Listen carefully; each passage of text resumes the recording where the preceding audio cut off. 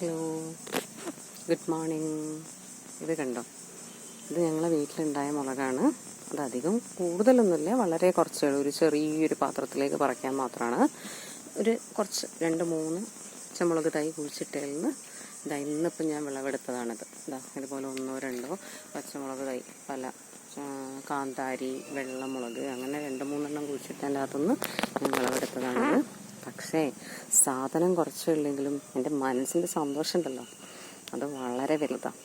അത് കൃഷിയെ ഇഷ്ടപ്പെടുന്ന ആൾക്കാർക്ക് എന്തായാലും മനസ്സിലാവും. എന്തായാലും 2 ദിവസത്തേക്ക് ഞങ്ങളുടെ വീട്ടിലേക്ക് പച്ചമുളക് വാങ്ങണ്ട. അതിലും വലിയ സന്തോഷം എന്താ അറിയോ, 2 ദിവസത്തേക്ക് വിഷടിച്ച പച്ചമുളക് നമ്മളെ വീട്ടിൽ ഉപയോഗിക്കേണ്ട.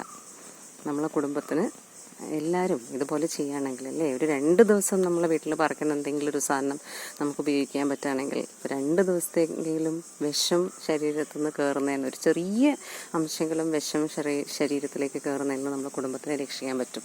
അപ്പം എല്ലാ വീട്ടമ്മമാരും ഒന്ന് മനസ്സറിഞ്ഞിറങ്ങിയ എല്ലാവരും, സ്ഥലമുള്ളവരായാലും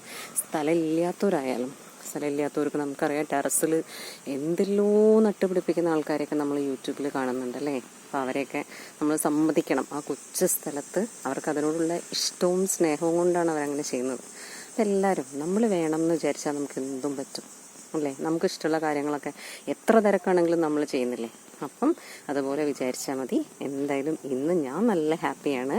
കാരണം നമ്മൾ സ്വന്തം ഒഴിച്ചിട്ടുണ്ടാക്കി ആ ചെടിയിൽ നിന്ന് വളരെ കുറച്ചാണെങ്കിലും അത് പറിക്കുമ്പോഴൊരു മനസ്സുഖം. അപ്പോൾ അതൊന്ന് നിങ്ങളായിട്ട് ഷെയർ ചെയ്തെന്ന് വെച്ചു. Okay, thank you.